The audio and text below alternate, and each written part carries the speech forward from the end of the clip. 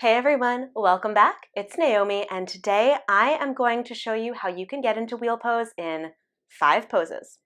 So wheel pose is a fantastic back bend, and again, this is one of those poses that I'd say, yeah, it'd be really great to have a little bit more than 5 poses, but the poses that I've picked for you are ones that really help fire up your shoulders, engage the back of your body in all the ways that you need, so not just your shoulders, but actually your hamstrings, and give a little bit more support to the front of your body and your quads and your core so that you feel not only prepared for wheel pose, but it doesn't feel like it's coming out of nowhere, right? It doesn't feel like you're going into it and going, how did I get here? Okay, so this should give you a lot of confidence going into it, and even if it still feels challenging, you will be well prepared in these 5 poses.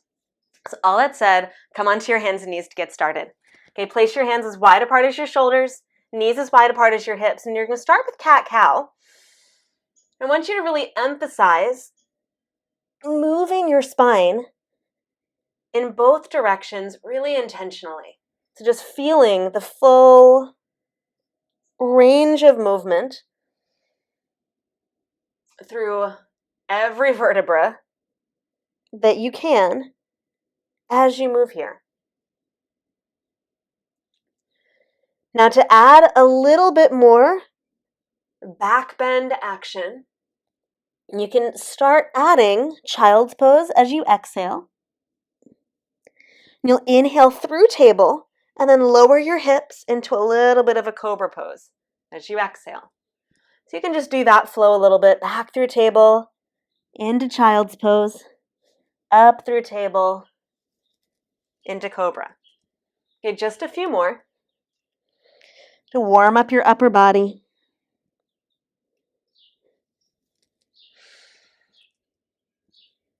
You can move at your own speed, your own pace. So if you feel like you want to move more quickly than I am, you can. If you need to move more slowly, you can.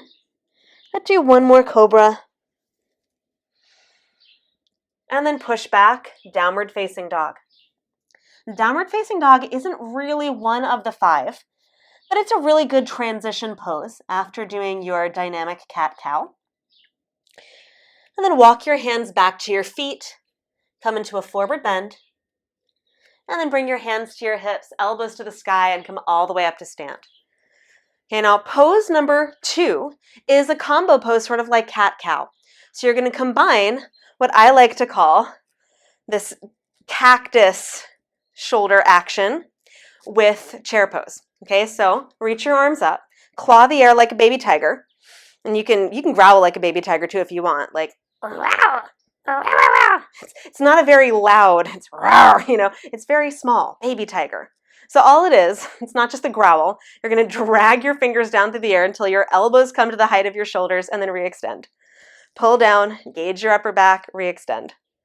Pull down, re-extend. Pull down, engage your upper back, re-extend. A few more times. Pull down and up.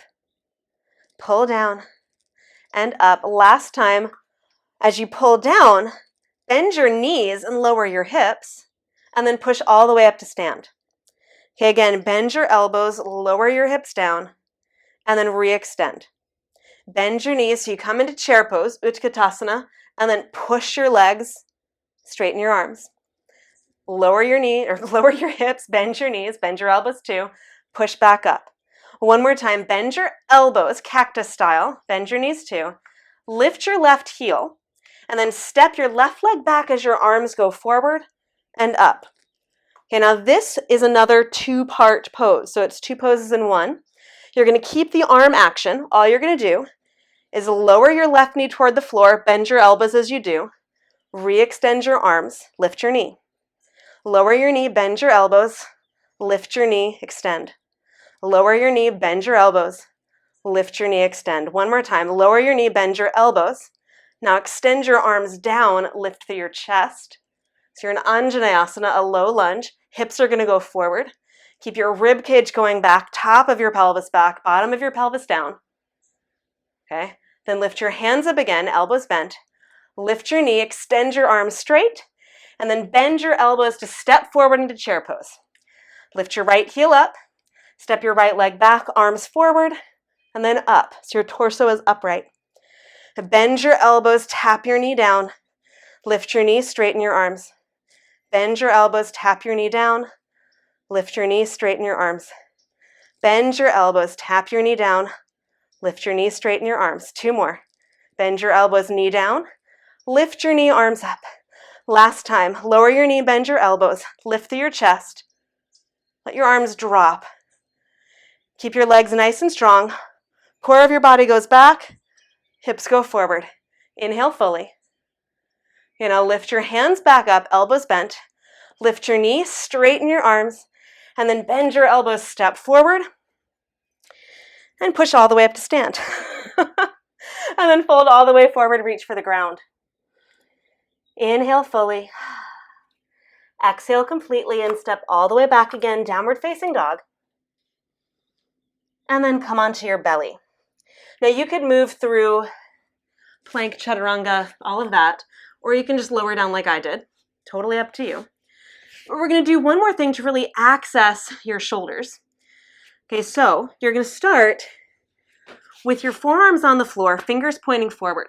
You're going to do one arm at a time. So slide your left hand back until your left hand is about in line with your ribs. Okay, your elbow doesn't have to point straight back. It might be out to the side. That's fine. And then slide it back out. Now do the same thing with the right side. Slide your right hand back. Elbow is moving back, shoulder is engaged, and then slide back out. Again, left hand back. Slide your left hand back out.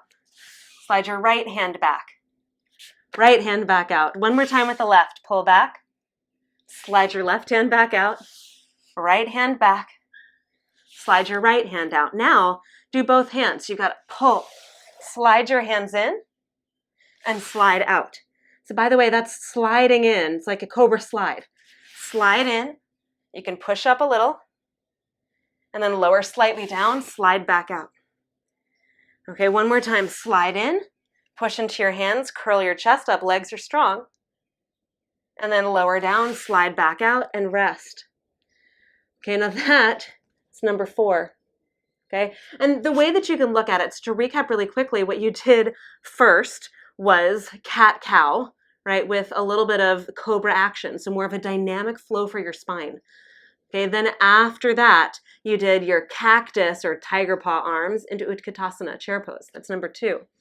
Okay, number 3 was that lower down and the lift up, so doing Anjaneyasana and a high lunge, really working your shoulders too, getting after your quads. Okay, and then you lowered down onto the floor, right, to do this cobra action. Now I want to do one more thing before we get into wheel pose, and that's for your hamstrings.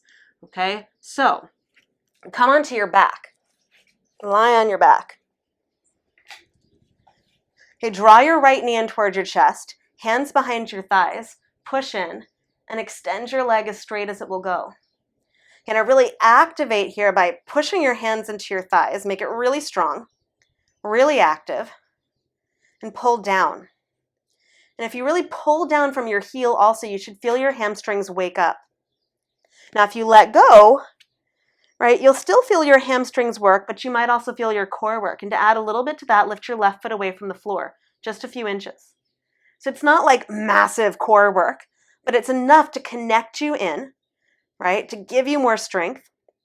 You'll feel less with your hamstrings once you do this, but you feel your core, which is kind of nice. Now switch your legs by taking left leg up, lower right leg down, interlace your fingers behind your left thigh, and push back. Now you can also bring your hands up to your foot if you can reach without like lifting your head away from the floor.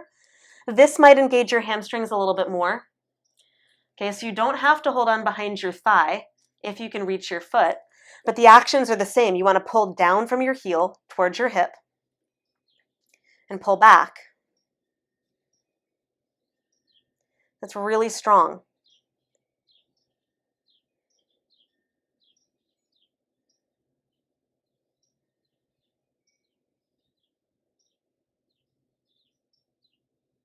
Take a full breath in here. Full breath out. And lift your right foot away from the floor so it hovers. You can let go of your foot if you were holding on, or let go of the back of your thigh, depending on where you were, and just feel the core muscles of your body engage. is a good time. And it's almost like a little break before you do wheel pose. It's like you get all energized with your upper body, and then it's like, oh, I can like chill out for a minute. And then you're going to lower your right leg, lower your left, and then bend both of your knees. Okay, and this is for wheel. So place your feet about as wide apart as your hips, maybe a little wider. And then place your hands with your fingers pointing towards your shoulders next to your head. Now you don't want them too close in because that'll make it really hard to push up. Instead, give yourself a little bit of space, a little wider than your shoulders. Okay, dig into your fingers so you're going to push, and that already starts to push you forward towards your legs. Keep pushing as you curl up onto the top of your head. Now once you get there, you can walk your hands in if you need to, slide your shoulders back, so arm bones go back, and then push into your legs and push up. Wheel pose. Okay, take a full breath in here. A full breath out. And then when you're ready to come down, look up, lower down. And just take a pause. And just drop your knees, feet as wide as your mat, drop them over to the right.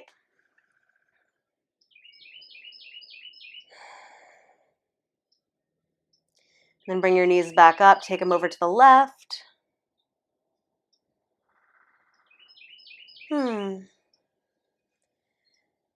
And then knees back up, roll over to your side and push yourself up. And that is how you get into wheel pose in 5 poses.